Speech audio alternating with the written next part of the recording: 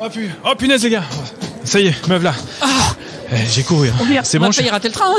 Il part dans combien de minutes là? Là, dans 2 minutes là. 2 minutes. Oh punaise. Bon. Et Mick, t'as réussi à sortir l'épisode avec les voix de synthèse là, grâce à l'IA Ouais, parce qu'on sera pas là du coup. Alors bon, j'ai regardé avec ChatGPT et tout, mais ça marche pas super. Je sais pas comment faire. Il y a plein d'hallucinations. Il dit n'importe quoi. Ça fait une voix de Mickey à Thibaut. Je sais pas, une tête de Mickey pourtant. Ah non, mais la voix par contre avec ChatGPT. Ah bah t'es sûr. Mais comment on fait? Parce que l'épisode là, on fait ça comment? J'ai une idée. Je vais appeler les chroniqueurs. Ils vont essayer de faire ce qu'ils peuvent avec ce qu'ils Tu crois vraiment que confier les clés du studio aux chroniqueurs, c'est une bonne idée? Ils ont le double des clés en tout cas. Hein. Ouais, mais quand même, leur laisser les micros, tu crois que c'est une si bonne idée? On n'a pas le choix. Moi, je vais me barrer. On n'a pas le choix. Il y a les 20 shows qui nous attendent en bas des pistes quand même. Ok, allez, on y va. Parti. French Tech, esprit critique pour Tech Éthique. L'année écoulée a consacré un nouveau roi, OpenAI, avec à sa tête Sam Altman, qui règne pour le moment sur le royaume de l'IA générative. Quand l'un tousse, la planète semble s'arrêter, et quand l'autre quitte le trône, le jeu des chaises musicales s'emballe. Messieurs les chroniqueurs, c'est la fin de l'année. Et je suis certaine que vous allez tous arriver avec votre beau paquet doré emrubanné de rouge sur ChatGPT ou même OpenAI. Ces logiciels conversationnels s'entraînent avec le corpus incluant essentiellement de l'anglais. Par exemple, pour GPT-3, le corpus de données était composé à 46% de documents en anglais pour moins de 5% de documents en français. Mais bonne nouvelle, la France fourbit ses armes. Pensez-vous que nous aurons la possibilité de positionner la France et l'Europe sous le soleil de l'AI? Fabienne, là tu nous lances un peu comme ça sur OpenAI. Ils sont où Mick, Cyril et Thibaut? Parce que vous partez sur le... Genre vous faites l'épisode là. Mais oui. Bah oui, parce que nous sommes fait hacker aussi par Mick, Cyril et Thibaut qui ont dit allez salut je me casse et donc maintenant c'est tout pour notre Voilà, on a les micros. Parce que moi j'arrive, on me dit rendez-vous à 15h pour enregistrer et il y a personne quoi. Enfin il y a que vous. Merci. Il y a que nous et ils nous ont dit faites une rétro 2023. On a dit ah oui bien sûr. Ils sont au soleil, ils sont allés prendre des congés en avance de phase, ils nous ont lâchés. Ils sont en train de siroter des cocktails au bord de la piscine. Ok d'accord. Ok Trench Tech, je vois le genre quoi. Allez, ce qui me rassure quand même, c'est que au moins, tu vois, c'est toujours nous qui enregistrons. En vrai, connaissant les côtés un peu geek de Mick, tu vois, j'aurais même pas été surpris que, voilà, il fasse une petite requête ChatGPT, il trouve un petit outil à gauche à droite d'IA générative, et puis d'un seul coup, hop, ça aurait été parti pour nous, tu vois. Donc au moins, on est là. Oui. On est là, et ça, c'est bien. Mais donc tu vois, voilà, ils nous ont dit, vas-y, fais ta rétro, etc. On va leur hacker le micro pendant toute l'année 2024, en fait. Ouais, ou alors, ils se sont clairement aperçus que finalement, sans nous, ça fonctionne pas. Je pense que d'une certaine manière, ils admettent notre supériorité et l'intérêt. C'est nous qui portons Trench Tech. Il n'y a pas de secret. Oui, c'est clair. Les mecs, ils servent à rien et ils font passe-plat, quoi. Voilà, on fait les chroniques et voilà, on fait tout. On sait que c'est surtout les invités de toute façon qui font Trench Tech, on peut le dire, on va un peu leur rendre hommage ici, surtout ceux qui étaient invités avant d'être chroniqueurs. Et les futurs. Mais ce que je veux vraiment dire là-dessus, et les futurs, mais tu vois, donc là, moi j'ai reçu un texto de Cyril qui m'a dit vas-y, fais un truc sur OpenAI, c'était un gros truc sur 2023. Donc j'ai dit super Cyril, il y a 25 lettres dans ton texto, je dois tenir 12 minutes, mais donc voilà, l'idée c'est un petit peu de revenir là-dessus. Et moi, c'est vrai que c'est un sujet qui m'intéresse, tu vois, parce que quand tu reprends toute la jeunesse du truc, de voir à quel point, à la base, une idée quand même plutôt cool a complètement dérapé pour fin novembre, début décembre, être un peu le mélodrame. On m'a dit que Netflix allait acquérir les droits pour en faire un spin-off de pourquoi Sam Altman s'est fait virer, s'est pas fait virer. Donc c'est vrai que tu vois, c'est quand même une histoire incroyable, à coup de milliards, à coup d'individus, à coup d'ego. Il y a Musk qui a quand même fait un coup dans le truc aussi. Mais Louis, cette idée quasi messianique de dire voilà, on va développer des outils est-ce qu'ils y croyaient vraiment à la base? Est-ce que vraiment c'était l'objectif ou est-ce que derrière il y avait déjà peut-être une intention à un moment donné de transformer ça en quelque chose de commercial? C'est une bonne question. Ouais. Tu vois, moi quand je vois à quel point ils ont réagi à la fin, j'aurais tendance à dire qu'il y a au moins des gens qui y croyaient. Tu vois. Alors après, est-ce que tout le monde y croyait? J'en sais rien. Pour moi, ce qui va vraiment faire, je trouve, tu vois, le moment où ils se sont fait hacker par le monde des affaires, c'est le moment où Microsoft met 10 milliards sur la table. Tu vois, Microsoft, je sais pas exactement combien de temps, j'ai pas revu. Tu vois, mais genre, je crois en l'espace de 5 jours, en l'espace de 10 jours, 15 jours, Microsoft est capable de débloquer 10 milliards, de mettre 10 milliards sur la table et dire, voilà, maintenant, nous, on intègre GPT à ce moment-là 3.5 dans tout ce qu'on fait. Je trouve que ça c'est quand même vraiment très très bluffant, quelle que soit l'idéologie qu'il y avait derrière à ce moment-là. Mais tu vois, moi ce qui m'amuse aussi beaucoup, c'est qu'à la base quand même OpenAI, c'est entre autres Elon Musk, tu vois. Au tout début, un des cofondateurs avec Altman, avec je crois Peter Thiel, mais je suis pas sûr, Non, il n'y etc. avait pas Peter Thiel. Bonjour les gars, comment ça va? J'ai fait un 36-15 Gérald. Je viens de mettre le pied dans la porte. J'avais besoin de quelqu'un. Et voilà. Je me réveille. C'est un peu toi l'expert justement en sciences politiques et idéologiques d'OpenAI. Je sors de ma tanière de marmotte pour justement vous écouter et j'entends ça. Alors oui, effectivement, ça me fait réagir. Non, il n'y avait pas Peter Thiel, mais ce qui est marrant, mais il aurait pu. C'est pas quelque chose de complètement impensable de sa part.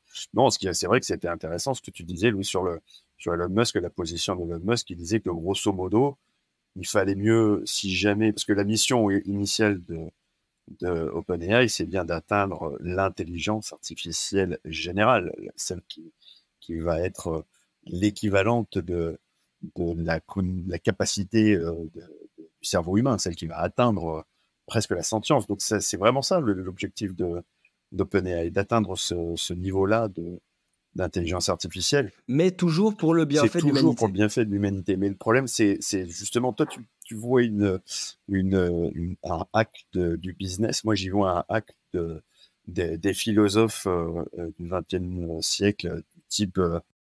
Fais gaffe à ce que tu dis sur les philosophes. C'est vrai. Tape la nef, Gérald, tape la nef. Mais tu sais que j'ai un immense respect pour les philosophes, mais pas ceux-là. Pas ceux-là. Ah. Pas tous. En tout cas, pas ceux-là qui ont tendance un peu à mélanger leur thèse de science-fiction avec des vrais raisonnements philosophiques. Et du coup, c'est un peu le souci.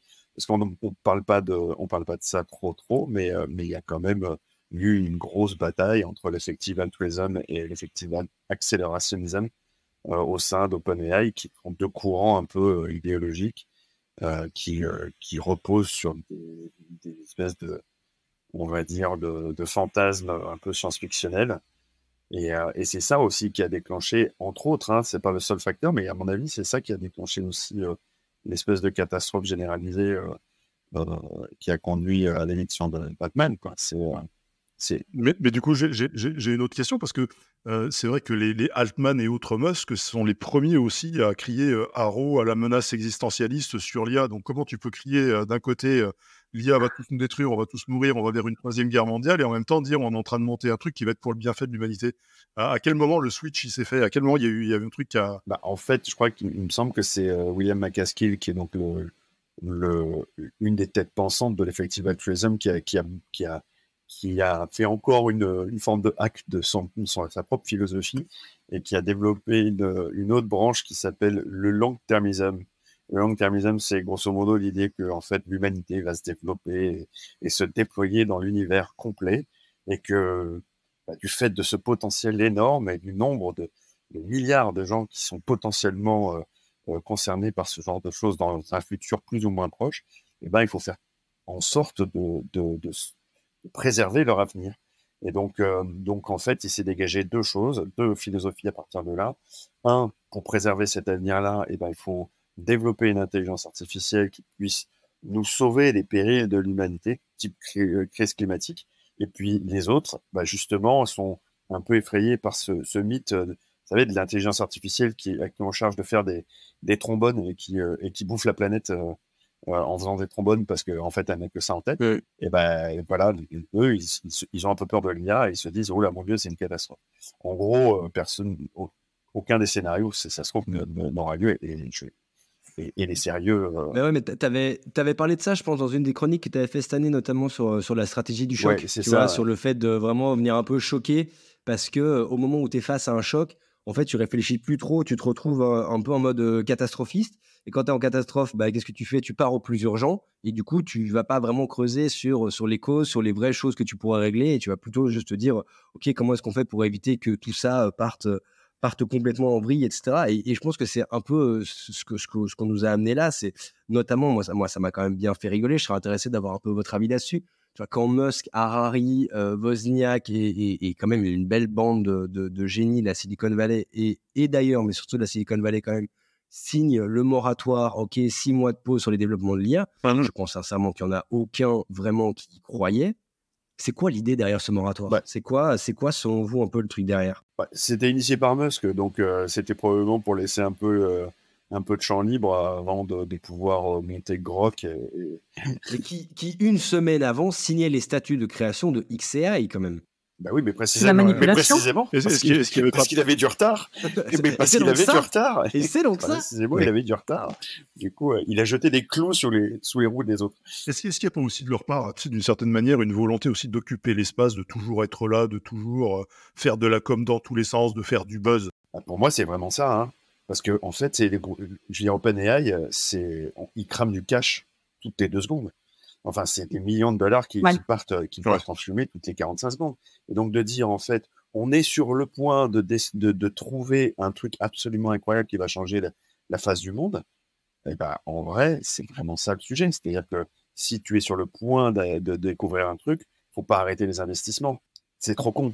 Ouais, et là, tu vois, moi, il y a un truc sur lequel je voudrais quand même qu'on revienne et que moi, je trouve fou, et je me souviens, on avait parlé, Gérard, à un moment, c'est qu'aujourd'hui, tu vois, tout le monde espérait qu'avec l'IA générative, etc., on allait voir émerger des nouveaux champions, des nouveaux trucs, etc. Aujourd'hui, qu'est-ce qu'on voit? On voit que tu as OpenAI, donc Microsoft, tu as Bard avec Google, tu as Amazon qui a investi des milliards, ou en tout cas des millions chez Anthropic, et puis tu as Meta, Facebook avec Lambda. Donc, grosso modo, on est quand même sur toujours les mêmes qui sont là, quoi. Pourquoi tu parles pas des millions qui ont été investis dans Trench Tech?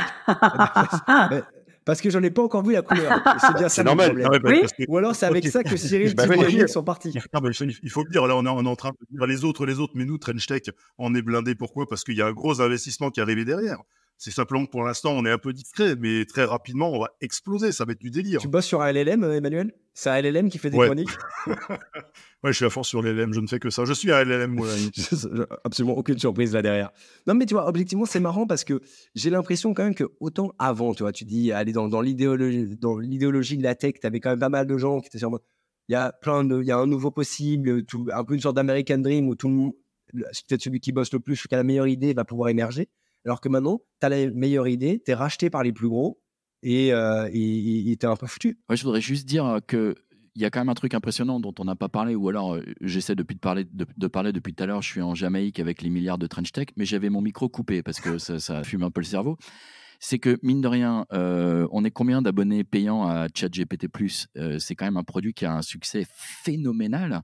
Et là, effectivement, il y a beaucoup d'argent. Et ça me fait un petit peu penser à Google qui disait « do nous evil », hein, en bon anglais, qui voulait bien de l'humanité, et puis c'est une des boîtes les plus puissantes du monde. Apple qui, soi-disant, veut nous faciliter le travail, mais c'est la boîte la plus riche du monde. Et maintenant, tu as ChatGPT et qui compte 100 millions d'utilisateurs. Je ne sais pas s'il communique sur le nombre d'abonnements, mais c'est absolument hallucinant. Donc, effectivement, c'est facile d'avoir la bascule à un moment de « ouais, les gars, on fait ça pour le bien de l'humanité » à « il y a 100 milliards à prendre ». Ouais, bah justement, tu vois, en parlant un peu de l'humanité et de multilatéralisme, on a une nouvelle chroniqueuse qu'on accueille, justement, parce que tu vois, quand les autres en fait, quand on prend la place des autres, en fait, il y a d'autres qui prennent notre place. Tu vois que c'est assez bien foutu. Alors aujourd'hui, on accueille Virginie qui nous emmène dans les coulisses de la dernière Assemblée Générale des Nations Unies, au cœur des débats de l'IA et des techs émergentes. Débat en technocratie. Virginie, on entend beaucoup parler de multilatéralisme.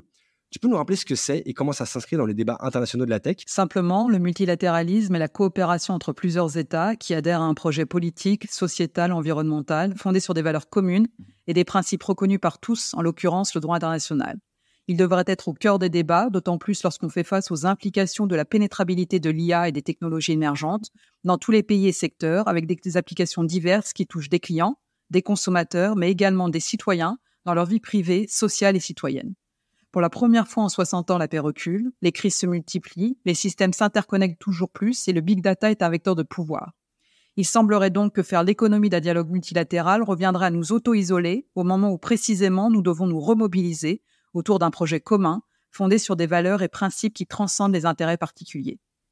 De même que la protection de l'environnement mobilise aujourd'hui toutes les générations, acteurs et secteurs, avec la rapidité et l'efficacité des transformations suscitées par l'IA, on l'a vu avec ChatGPT, la question qui se pose est: avons-nous le luxe d'attendre 20 ans pour agir? Alors, dit comme ça, je suis pas sûr, mais du coup, qu'en est-il de la gouvernance mondiale Si nous envisageons la gouvernance mondiale comme une trajectoire en vue d'atteindre un idéal commun ou au moins un cadre avec des principes directeurs acceptés et mis en œuvre par les États, les acteurs économiques et la société civile, la question est de savoir si nous pouvons nous en passer. Au vu des centaines de principes éthiques et de gouvernance édictés depuis 2017 et de leur impact encore minime, on pourrait avoir tendance ou avoir le risque de parler de gouvernance washing.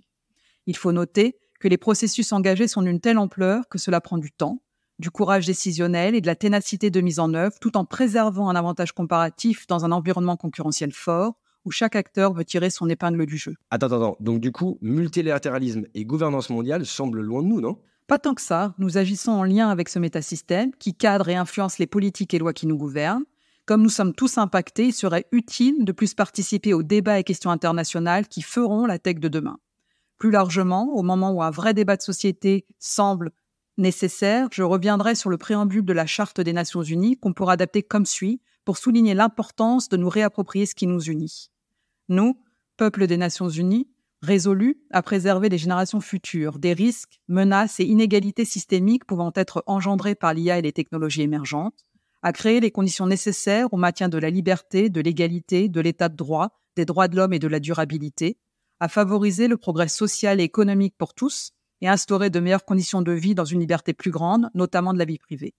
Ce sont tous ces enjeux qui rendent le multilatéralisme et la gouvernance mondiale bien réels pour nous, et il faut noter que cette trajectoire peut être influencée par nos choix, nos engagements, les stratégies que nous développons et par les produits que nous choisissons de commercialiser.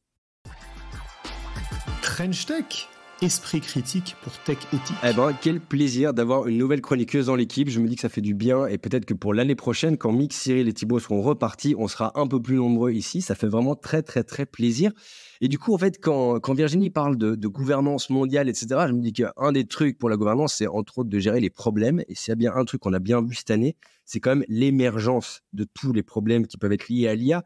Et Gérald, je te lance un peu la balle parce que moi, alors, je fais un peu de la pub pour un podcast analogue qui s'appelle Imaginaire, mais dans lequel j'ai entendu que tu parlais avec Mathilde Saliou. C'est vrai. Et tu as fait une expérience assez stylée, c'est que sur Midjourney, notamment, tu as demandé à Midjourney une image de genre, je sais plus si c'était quoi, je crois que c'était A Successful Doctor en anglais. Et qu'est-ce que tu as comme image, comme par hasard, un homme blanc, la cinquantaine, alors qu'évidemment, si jamais tu lui demandes a maid, ou a nurse, évidemment, tu n'as que très rarement un infirmier, mais que tu as très très souvent une infirmière. Donc ça, je pense que c'est sans doute un des plus gros problèmes qu'on a avec l'IA. Il n'y a pas que les femmes, il y a aussi les personnes racisées aussi qui sont sujettes aussi à beaucoup de clichés. Alors, par exemple, on a des sportifs. Les sportifs sont tous de couleur.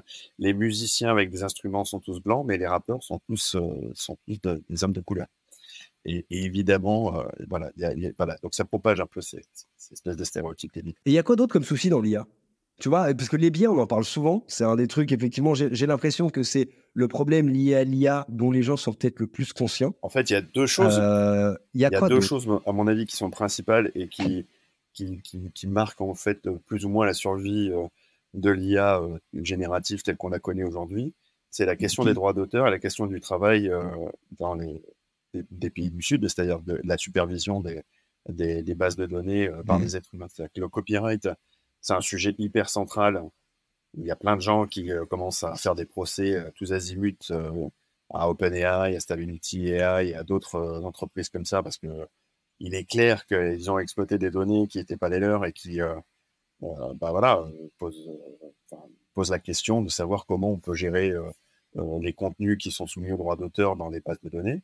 Ça, c'est le premier truc. Tu vois, attends, je me permets un temps, mais quand Yann Lequin dit que, selon lui, la problématique des droits d'auteur pourrait vraiment être probablement le plus gros frein à l'IA et au développement de l'IA, toi, tu penses, enfin, qu'est-ce que ça t'évoque ? Moi, je pense que c'est en fait, ça m'a fait assez rire parce qu'il est intervenu dans les Échos et justement, il a déclaré ça. Et en fait, la suite logique de son raisonnement, c'est le droit d'auteur pose problème à l'IA, je suis en faveur de l'IA, donc il faut tuer le droit d'auteur. Et c'est typiquement ce qu'on en fait, on peut voir aujourd'hui quand on discute avec des ingénieurs de ce milieu-là qui sont un peu hardcore. En fait, ils se foutent royalement des droits d'auteur. D'ailleurs, c'est tellement vrai que les AI Act n'en parlent pas, l'executive order de Biden n'en parle pas, la déclaration de Benchin n'en parle pas non plus, le processus d'Hiroshima non plus. Donc, en fait, c'est des textes qui sont soi-disant théoriquement en train de coordonner en fait l'action internationale sur l'IA, et en fait, on voit rien de ce point de vue-là.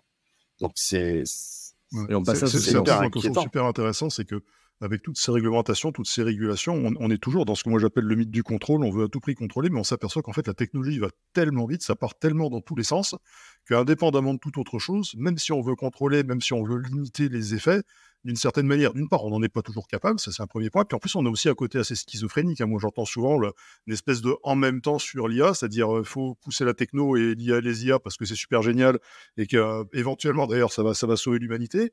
Mais en même temps, les mêmes gens qui disent ça vont te dire bah oui, mais attention, c'est super dangereux, c'est super risqué. Donc pour les copyrights, c'est un petit peu dans le même délire. C'est-à-dire que globalement, on comprend bien qu'il y a un problème, mais il y a tout un tas de gens que ça arrange bien ou ça dérangerait éventuellement de régler ce problème-là. Oui, mais en même temps, c'est vrai que sur la partie du copyright, en fait, c'est pas les mêmes qui disent qu'il y a un problème et ceux qui refusent d'y remédier. Ceux qui disent qu'il y a un problème, c'est vraiment les auteurs, les créateurs, ceux qui ont fait vœu de leur vie professionnelle de produire des choses, de créer des choses. Et puis de l'autre côté, il y a des ingénieurs qui créent d'autres choses, mais qui sont pas non plus dans ce côté-là, Honnêtement, qui n'ont pas cette fibre artistique et qui aussi considèrent par framework. Est-ce qu'on peut honnêtement séparer et dire il y a les gentils des auteurs d'un côté et les autres, parce qu'il y a quand même aussi des auteurs qui utilisent ces outils pour aller piocher chez d'autres auteurs des petits éléments qu'ils vont utiliser. Est-ce qu'on peut véritablement se séparer de manière aussi claire? Non, mais on ne peut pas le séparer de manière aussi claire, mais le problème, c'est que à la base, il n'y a pas eu de discussion. En fait, c'est pas tellement le fait qu'on utilise du contenu qui soit copyrighté, c'est qu'on n'ait pas posé la question. C'est la politesse, tu sais, de base, que est-ce que je peux vous emprunter ceci? Mais en fait, il n'y a pas eu cette discussion-là, il n'y a pas eu cette demande, il n'y a pas eu. On a reposé tout le raisonnement sur le fair use, le droit de foot en Europe, en disant on rafle tout et puis on verra après.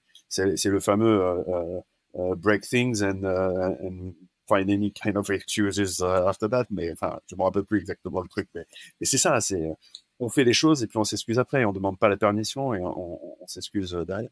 C'est ça qui est problématique, quoi, pour les créateurs, je pense. Sauf qu'on s'excuse pas vraiment. En plus, on s'excuse là, pas. pour le moment, c'est un peu en mode, écoutez, ciao, on verra. Mais tu vois, il y avait eu pas mal de discussions, hein, notamment lorsque, tu vois, entre les groupes de presse et je pense entre autres Google, etc., qui nourrissaient leur propre modèle de genre Google Actualité, etc., avec des articles que du coup ils n'avaient pas écrits.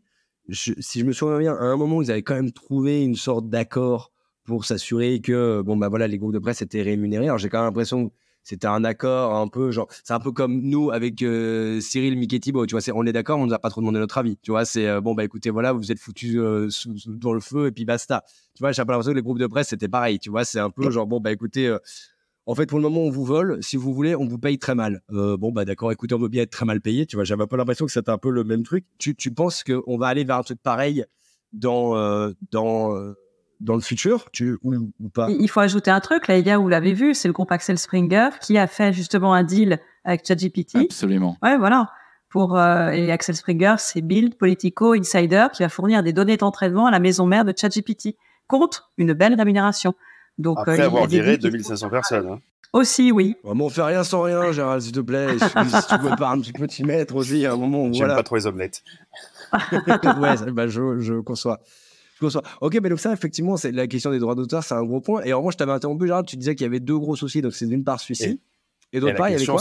L'autre question, c'est en fait tous les gens qui sont employés pour superviser en fait l'entraînement des IA, c'est-à-dire que c'est des petites mains, hein, les travailleurs du clic, ceux qui vont faire la sélection des contenus des bases d'entraînement. Et en fait, ces travailleurs du clic, comme on les appelle, comme Antonio Casilli et d'autres chercheurs les appellent, eux, c'est vraiment des gens qui sont payés une misère et qui sont essentiels, en fait. C'est de la délocalisation de travail, c'est-à-dire que grosso modo, en fait, s'il n'y a pas ces gens-là pour littéralement nettoyer en fait les bases d'entraînement, et ben en fait on se retrouve avec des IA toutes pourries, parce que c'est bien connu, hein, dans ce genre de système-là, il faut vraiment avoir des bases de données qui soient propres. Et donc en fait ces gens-là, ils sont payés. Alors il y a Time Magazine qui faisait un papier là-dessus qui disait que en fait ils étaient payés $2 de l'heure au Kenya. En France, c'est plutôt à Madagascar qu'on emploie ces gens-là, mais ils sont tout aussi mal payés, ils disposent pas de leur boîte la plupart du temps, c'est des boîtes qui sont en fait détenues par des étrangers, et en fait, si on devait même augmenter un tout petit peu ces gens-là pour qu'ils vivent correctement de leur travail, ou si on devait faire assumer cette part de travail par des Occidentaux, donc un salaire normal, quoi, on va dire le SMIC, ce genre de choses, il n'y aurait pas de modèle, il n'y aurait pas de business model pour ce genre d'industrie. Donc en fait, on n'aurait même pas la discussion, puisque on ne serait pas en face d'OpenAI ni de ce genre de choses, puisqu'ils n'auraient jamais pu aller au-delà du premier investissement, parce qu'il n'y aurait pas de business model. Ouais. Alors 2 questions. 1, quand est-ce qu'on invite Antonio Casilli en Trench Tech? J'enverrai un texto à Thibaut. Deuxième question. Je peux vous mettre en contact, il était dans l'imaginaire. J'ai un peu l'impression. Ah tiens, fais sa pub. Bien joué. Non, plus sérieusement, et deuxième point, c'est, tu vois, moi ça me fait penser, c'est le t-shirt à 1 €, tu vois, c'est le truc que tu utilises ChatGPT, tu es quand même très très content de pas trop te poser la question de ces gens-là, un peu comme si jamais tu achètes un t-shirt à 1 €, tu te demandes pas quelles sont les conditions de travail au Bangladesh, et en fait du coup ça te va bien, quoi. C'est un peu les mêmes. Beaucoup quand même. C'est un peu les mêmes problèmes. On se pose pas la question des droits d'auteur, on se pose pas la question du travail délocalisé, on se pose pas non plus de la question de l'impact environnemental, on se pose pas non plus la question de la souveraineté technologique et ni des conséquences psychologiques de ce genre d'outils sur nous. Ça fait quand même beaucoup de choses. Je vais faire un peu l'avocat du diable. C'est pas. Enfin, moi, je trouve que c'est peut-être un peu simple de dire on se pose pas la question. Il y a plein de gens qui ne savent pas, tout simplement. C'est-à-dire nous, on en parle, on sait, on est dans le milieu, on a conscience d'eux. Moi, ça m'arrive souvent quand j'enseigne, quand tu parles justement des travailleurs du clic, les jeunes ne se rendent même pas compte, ils savent pas du tout. C'est même pas qu'ils se posent pas la question, c'est que c'est quelque chose qui est complètement hors scope, quoi. Donc c'est ça aussi le problème, c'est qu'on a un problème d'information sur ce qu'est l'IA et ce qu'il y a derrière, et véritablement d'expliquer aux gens, de les sensibiliser au fait que l'IA, c'est pas un truc magique qui se fait tout seul, et qu'il y a des gens qui en chient. Alors, on pourra toujours nous dire que les gens qui en chient sont dans des pays où c'est toujours mieux de gagner peu que de rien gagner du tout, c'est vrai, mais cela étant, au moins avoir un débat, au moins avoir un début d'information sur ces sujets-là. De toute façon, la question de l'information au sens large avec l'IA, c'est un énorme truc. Parce que si on revient un peu sur l'année 2023, l'année 2023, c'est l'année du pape en Doudoune Balenciaga. C'est l'année d'Emmanuel Macron qui ramasse une poubelle. C'est l'année de... Enfin, tu vois, moins la classe. Mais il aurait pu le faire en Doudoune Balenciaga. Et là, tu vois, c'est un double combo. Mais tu vois, je vais générer ça immédiatement sur ça, c'est aussi des choses... Écoute, ben, j'imagine. Mais tu vois, ça, c'est quand même des choses aussi où, objectivement, on se pose la question avec l'IA. Avec ChatGPT, tu peux tellement facilement... Enfin, pour moi, c'est la machine à propagande absolue. D'ailleurs, dans les gens qu'on peut inviter, il faudrait penser à inviter David Colomb, qui a entre autres écrit là, sur la guerre de l'information. Et ça, c'est des trucs qui sont, je trouve, hyper intéressants. C'est de voir à quel point, en fait, déjà avant, c'était assez facile d'utiliser Internet et les réseaux sociaux pour la propagande. Maintenant, quand tu as une machine qui écrit elle-même des articles et des messages, etc., qu'elle peut même personnaliser en fonction de son... Toi, ça, pour moi, la question de l'information, c'est une vraie question. Même historiquement, Emmanuel, tu ne me contrediras pas. Je veux dire, la question philosophique du réel et du vrai, je veux dire, c'est pas nouveau qu'on se tape dessus. C'est vrai que c'est largement amplifié aujourd'hui. Et puis c'est surtout que ça prend des proportions complètement délirantes, parce que maintenant c'est complètement démocratisé, c'est facilement accessible. C'est-à-dire que jusque-là, la désinformation ou la propagande, c'était quand même limité à des cercles assez restreints, avec des objectifs particuliers. C'est-à-dire qu'en plus, là, des fois, moi, ce que je constate, c'est que même cette désinformation et cette propagande, elle a même pas de visée spécifique. C'est juste parfois des gens qui balancent des trucs et puis qui partagent d'ailleurs des trucs sans véritablement réfléchir. Et c'est là où ça devient super inquiétant, parce que même moi, je deviens super méfiant par rapport à tout ce que je dis. C'est-à-dire, des fois, on voit des trucs absurdes. Mon premier réflexe, ça va être de dire c'est un fake. Et donc d'aller vérifier. Et en fait, notre rapport à la réalité devient super schizophrénique, parce que le moindre truc que tu reçois, tu prends du recul, tu vois, tu dis c'est des cagades, tu vois. Il y a pas longtemps, vous avez peut-être vu ça à la télé, hein, il y a eu le chanteur Yule là, donc il y a eu un petit micmac, parce que en Islande, je crois, Yule ça veut dire Noël, et donc ils ont mis en ligne le fait qu'il y avait un événement, et tout le monde a pris des billets d'avion en pensant que c'était un concert de Yule. Et voilà, il a fallu qu'ils disent stop, c'était une boulette. Mais on est vraiment dans des plus aucun sens en termes de communication aujourd'hui. Effectivement, si tu n'es pas capable de revoir effectivement la différence entre le vrai et le faux, ça pose effectivement des véritables questions, et même parce que tu vois, tu peux pas non plus faire attention à tout, tu vois, perpétuellement. L'esprit critique, c'est quand même quelque chose qui est épuisant si tu dois le faire tout le temps. Une fois par semaine avec Trench Tech, c'est faisable, tu vois, mais je veux dire, tout le temps, non-stop, c'est quand même fatigant. Et je pense que c'est aussi quelque chose qu'il faut garder en tête, c'est épuisant. Je Je me demande si on n'est pas un peu je me demande s'il y a un peu comme les travailleurs du clic, on n'est pas un peu des travailleurs de l'esprit critique, nous. Qu'est-ce que t'en penses? C'est très joliment dit. Je vais le mettre sur LinkedIn illico. Je vais mettre travailleur de l'esprit critique. Je pense que c'est très, très joli. Là, je pense que là, on fait un truc. Et si d'ailleurs tu peux mettre travailleur de l'esprit critique avec une image pour illustrer, c'est le pape en doudoune, ça serait bien, non? Non, on va mettre nous 3 amis en tongs Balenciaga. Avec une bière. Bah écoute, il y avait déjà un mec cette année qui a réussi à générer Cyril sur Midjourney. Donc honnêtement, on n'est pas. Je pense que c'est pas impossible. Hein. Sans transition aucune, il y a encore une nouvelle chroniqueuse. Tu vois, alors les chroniqueurs, c'est un peu comme les enfants, quoi. Au début, t'aimes le premier. T'as l'impression que tu vas jamais aimer quelqu'un autant. Et puis après, t'aimes quand même le deuxième. Et maintenant, on en a 7 chroniqueurs. Et sans déconner, les 3, je sais pas ce qu'ils ont fait pour se reproduire. Mais en tout cas, voici Sandrine Charpentier qui nous font une. Sandrine Charpentier qui est toute seule, d'ailleurs. Sandrine Charpentier qui nous fait une nouvelle chronique qui s'appelle Elles font la tech. Et je crois savoir que ça parle de femmes dans la tech.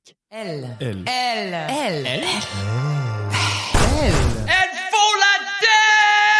Si je vous dis passer de 0,3% à 20% de personnes pour créer des applications web de manière autonome, vous me répondez Christelle Curcio. C'est le défi effectivement que Christelle s'est fixé. Christelle est une tech entrepreneur nouvelle génération qui veut faire de l'IA et du no-code un levier d'émancipation pour le plus grand nombre de personnes. Christelle est aussi une jeune entrepreneur de la tech, Femme Forbes 2022, membre de la délégation au G20 des jeunes entrepreneurs pour représenter la France et également membre du collectif Sista, met en valeur et qui accompagne des femmes entrepreneurs dans la tech. Christelle Curcio a fondé Allegria Group il y a 3 ans, un hub majeur pour l'éducation et l'innovation dans le domaine du web, de l'IA et du no-code, une approche de développement web qui ne nécessite pas de compétences en codage. C'est aujourd'hui une leader influente et visionnaire qui marque de son empreinte le paysage de l'innovation technologique accessible à tous et à toutes. Bonjour Christelle, ravie de t'accueillir. J'ai évidemment plein de questions pour toi parce que tu t'es lancé de grands défis. Et donc, justement, est-ce que tu peux nous en dire plus sur les défis auxquels tu veux contribuer en tant qu'entrepreneur dans la tech? Ouais, merci Sandrine. Bonjour à tous et bonjour Trench Tech. Merci de me recevoir. Effectivement, j'ai plusieurs défis que je me suis fixés. Le premier, c'est de manière générale de briser les barrières et les biais qu'on a sur l'entrepreneuriat pour montrer à toutes les femmes que l'on peut entreprendre sans background technique ou sans avoir fait d'école de commerce. Mon deuxième défi, celui-là, je me le suis fixé à travers Allegria Group, c'est de rendre la tech accessible pour passer, comme tu l'as dit, de 0,3% de la population mondiale aujourd'hui qui sait coder à 20% de personnes complètement autonomes sur leurs besoins en digital. Merci à toi. On sait que c'est évidemment très important de rendre la tech inclusive pour permettre à chacun et chacune de contribuer au monde de demain.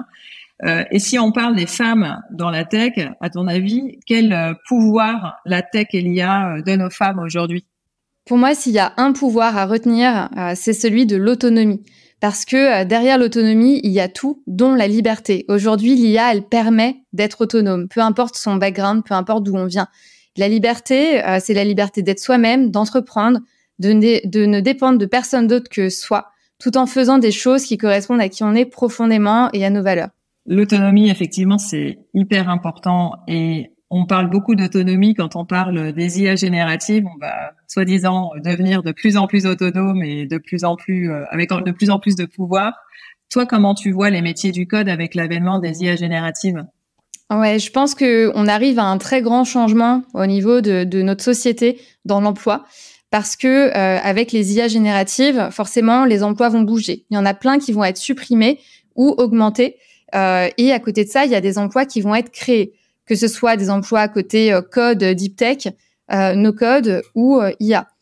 Et les enjeux dans la tech aujourd'hui sont énormes et ils concernent tout le monde.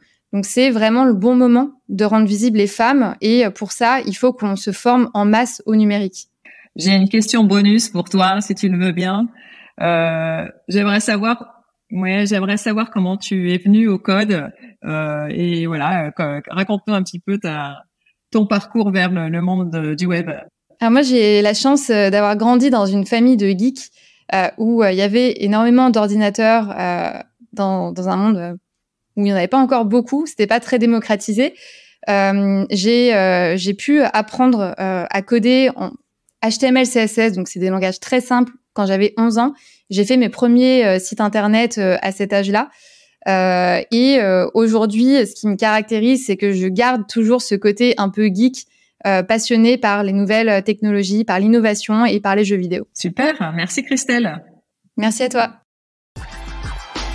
French Tech, esprit critique pour Tech Éthique. Merci Sandrine, quelle délicieuse chronique et quel bonheur d'avoir une nouvelle chroniqueuse parmi nous. Maintenant, on est 478 chroniqueurs dans Trench Tech et toujours pas payé un copec. Trench Tech, l'émission qui paye 0 copec. Alors, on a parlé tout à l'heure avec Louis et Emmanuel. C'était très éthique. Et moi, quand je les écoutais, je me disais, ouais, mais il y a une grande part d'éducation à faire. Et justement, on va parler d'éducation. Fabienne, où est-ce qu'on en est et comment tu peux nous introduire ce sujet sur l'éducation à l'intelligence artificielle? Alors oui, tout à fait, sous le sapin en 2023, mais c'est la perspective 2024 et c'est assez engageant. C'est l'IA qui rentre à l'école avec MIA. MIA, c'est l'acronyme de module interactif adaptatif.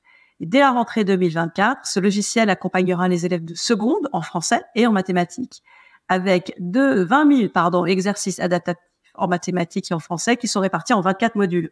Les enseignants pourront visualiser un tableau de bord afin de suivre la progression de leurs élèves. Alors les chroniqueurs, comment visualisez-vous cette initiative qui engage les élèves, mais aussi les enseignants? Et plus largement, comment ça peut déborder sur l'acculturation de la société? J'adore. Ah ouais, question... Écoute, moi, je dois avouer que je suis partagé parce que tu sens qu'il y a une volonté très forte du gouvernement de tenir la barre de l'intelligence artificielle, d'accord. On a fait des tests, là, ils ont fait des tests en 2023 dans l'administration. C'est des tests qui ont été publiés, qui ont été encourageants. Une réponse sur 2 dans les services administratifs est facilité par l'IA. Le temps de réponse moyen est passé de 7 jours à 3. Avant, on mettait 7 jours pour te répondre. Maintenant, on mettait 3 jours. Tu campais, tu sais, devant l'assurance maladie. Tu avais besoin d'une grande tente. Maintenant, tu n'as plus que besoin que d'une petite tente. 74% des usagers se disent satisfaits et on va continuer cette expérimentation dans les services publics. Il va y avoir un outil d'IA générative qui s'appelle Albert. Il y a un autre outil qui s'appelle Camembert. Je vous jure que c'est vrai.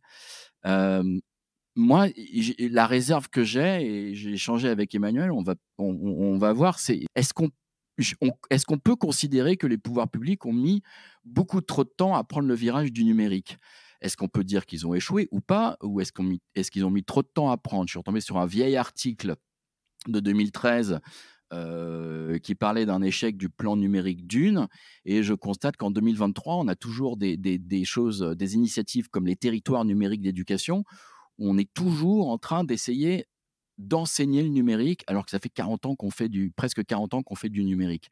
Alors, est-ce qu'on a réussi à le prendre, ce virage numérique, et est-ce qu'on n'a pas un risque de se dire, d'essayer de bien partir sur l'intelligence artificielle et puis de laisser d'oublier le ballon en route? Qu'est-ce que tu en penses, Emmanuel? Je pense que c'est un des grands problèmes de l'éducation en général, c'est qu'on a toujours un temps de retard, et on le sait, l'éducation, c'est un mastodonte. Pour le faire bouger, pour le faire évoluer, c'est juste un enfer. Et je pense que là, pour le numérique, d'ailleurs, il n'y a pas que l'éducation, hein, un petit peu partout, on est très largement dépassé, hein, ça va super vite. Et au moment où on percute qu'il faut faire quelque chose, c'est déjà trop tard pour faire quelque chose. Et le problème, c'est que très souvent, ce qu'on fait, c'est qu'on essaye de voir ce qu'on peut faire, mais avec une pensée qui est déjà obsolète. C'est-à-dire qu'on essaye de rendre ce système éducatif un petit peu flexible, on essaye de l'adapter, alors qu'en fait, il faudrait complètement le repenser. C'est-à-dire, si vraiment on veut intégrer du numérique, c'est pas simplement des espèces de petits bouts de scotch qu'on va mettre à droite, à gauche, c'est pas simplement des ordinateurs qu'on va mettre dans les mains, ou MIA, ou des outils d'informatique qui vont changer grand-chose. Et il faudrait vraiment repenser. Je pense que là où on s'est planté, et collectivement, hein, c'est pas simplement les pouvoirs publics, collectivement, c'est qu'en fait, on n'a pas été capable de repenser la finalité de l'éducation. Et la finalité de l'éducation dans un nouvel écosystème technologique. On n'est pas capable de faire ça. Ouais, parce que tu vois, et puis il n'y a pas que là-dessus que ça fail. J'allais dire, moi, j'ai 2 enfants qui sont en âge d'être en collège et en lycée. Le numérique, enfin, l'éducation sexuelle n'a pas bougé. L'éducation à la pornographie, absolument rien, alors que c'est une catastrophe. L'éducation à la santé mentale, c'est limite avec les réseaux sociaux qui viennent faire des ravages. Et on est maintenant à parler d'intelligence artificielle. Et comme vous le disiez tout à l'heure, avec du deepfake, avec des possibilités de coller des têtes sur des corps, de faire dire n'importe quoi à n'importe qui et de faire porter n'importe quoi à n'importe qui. Ça va être à nous, les parents, ou d'éduquer nos enfants? Tu vois, comment on fait ça? Ouais, je trouve que déjà, c'est une question super intéressante, super ouverte, mais c'est super difficile parce que moi, je me dis, en tant que vieux, comment est-ce que je peux éduquer ces jeunes générations qui demain seront baignées dans tout ça? C'est-à-dire moi quand j'étais plus jeune, et toi certainement pareil, et tout le monde d'ailleurs autour de la table, déjà on nous disait utiliser une calculatrice scientifique, c'était de la triche. Tu vois ce que je veux dire? C'était déjà le truc complètement, absolument incroyable. Wikipédia, l'utilisation de Wikipédia, c'était le truc, mon Dieu, vous faites du copier-coller de Wikipédia. Je pense que le truc, c'est toujours pareil, c'est que nous, on essaye de voir ce qui est bon pour les générations futures avec nos yeux de générations passées. Alors, justement, ChatGPT rédige des thèses. Alors voilà, si on est sur l'éducation, 55% des étudiants déclarent utiliser un outil d'intelligence artificielle générative au moins occasionnellement. Et on revient un petit peu sur ce qui se disait tout à l'heure, sur les droits d'auteur. Et moi, j'ai un point à faire passer. Mais alors, donc, j'écris ma thèse avec ChatGPT, triche ou pas triche? En fait, c'est une question super intéressante parce que est-ce que c'est interdit? Est-ce que c'est pas interdit? Ça a été un des gros problèmes d'ailleurs dans toutes les universités et les écoles. C'est tant que c'est pas interdit, c'est pas de la triche. Moi, d'une certaine manière, je suis plutôt admiratif par les capacités de créativité de ces gens qui disent tiens, j'ai un nouvel outil que nous, d'ailleurs notre génération leur avons foutu dans les mains, et ils sont capables de se dire tiens, ok, pour atteindre mon objectif le plus efficacement possible, de manière très efficiente, eh bien, je vais l'utiliser. Alors, effectivement, en tant que vieux, j'aurais tendance à dire, et puis surtout en tant qu'universitaire, tu dis c'est un peu de la triche, mais de l'autre côté, je me dis merde, mais c'est super smart, c'est bien joué. Ouais, mais tu vois, est-ce que les gens sont devenus forcément plus cons depuis qu'il y a Google? Tu vois, c'est une autre question. Les gens sont plus cons, oui, tu vois, mais est-ce que c'est parce que c'est Google? C'est une autre question, tu vois. Non, mais plus sérieusement, tu vois, je veux dire, c'est vrai que moi, quand Google est sorti, même au début de Wikipédia, je me souviens, quand moi j'étais au primaire, parce que bon, je dis ça poliment, mais je vous mets quand même 20 ans. C'est quoi l'an dernier? Quand moi j'étais en primaire, tu vois, c'est énervé juste. Objectivement, quand j'étais au primaire, c'était impensable d'utiliser Wikipédia pour un travail, tu vois. Et aujourd'hui, tu vois. Non, mais parce que c'était impensable? Non, mais parce que Wikipédia était nul à chier. Parce qu'il y avait tellement de trucs qui étaient faux, qui n'étaient pas bons, etc. Maintenant, Wikipédia, c'est devenu vraiment solide. Et il y a des gens qui, vraiment, dans leur bouquin, citent Wikipédia sans gêne. Et c'est vraiment devenu une encyclopédie universelle, tu vois. Et pareil, est-ce qu'il y a moins de découvertes scientifiques? Est-ce que les gens sont devenus moins bons en esprit critique depuis qu'ils font des recherches sur Google? Je suis pas certain, tu vois. Donc, moi, je rejoins pas mal Emmanuel là-dessus je pense que c'est cool que les gens s'adaptent et que les modèles d'éducation s'adaptent, et je pense que ça, c'est très riche. Et peut-être, moi, le point sur lequel je voudrais revenir plus sur l'éducation, c'est il y a un bouquin qui est sorti il y a pas longtemps qui dit l'intelligence artificielle n'est pas une question technique. Et moi, je trouve que c'est exactement ça, tu vois. La question n'est pas est-ce qu'on met de l'IA dans les mains des étudiants, oui ou non. En vrai, en fait, on s'en cogne. La question, c'est comment est-ce qu'on repense le système d'éducation, soit dit en passant, les carrières des enseignants, les rémunérations des enseignants, la valorisation du métier, la place de l'école, etc. Ensuite, à l'époque, au XXIe siècle, avec ou sans IA. Est-ce que c'est pas un débat qui a déjà 50 ans et qui échoue à chaque fois, quoi? Je veux dire, aujourd'hui, le système éducatif, chaque année, il faut le réformer, et chaque année, la réforme se fait pas, quoi. Bien sûr, mais je pense que c'est pas avec une nouvelle application que ça va... En fait, j'ai l'impression, tu vois, que l'application, ce serait une sorte de pansement bariolé sur une blessure ouverte, et on dit, écoutez, voilà, on est incapable de repenser l'éducation, mais maintenant, on a une application pour les jeunes qui sont en décrochage scolaire. Et en mode, ouais, exactement. C'est super, t'as des valeurs morales aussi dont je voulais parler. C'est-à-dire que toi, quand tu étais en primaire et que moi j'étais à la fac, l'an dernier, en fait, papa, moi je connais quelqu'un qui a fait du plagiat, quoi, qui a recopié le contenu d'un livre méconnu. Enfin, le plagiat n'est pas le plagiat, le plagiat, yeah. C'est une nouvelle danse, le plagiat. Je danse le plagiat. Ça fait un peu de nom de pizza. T'es tellement italien. T'es tellement italien. Je prendrais une plagiat avec 2 bières.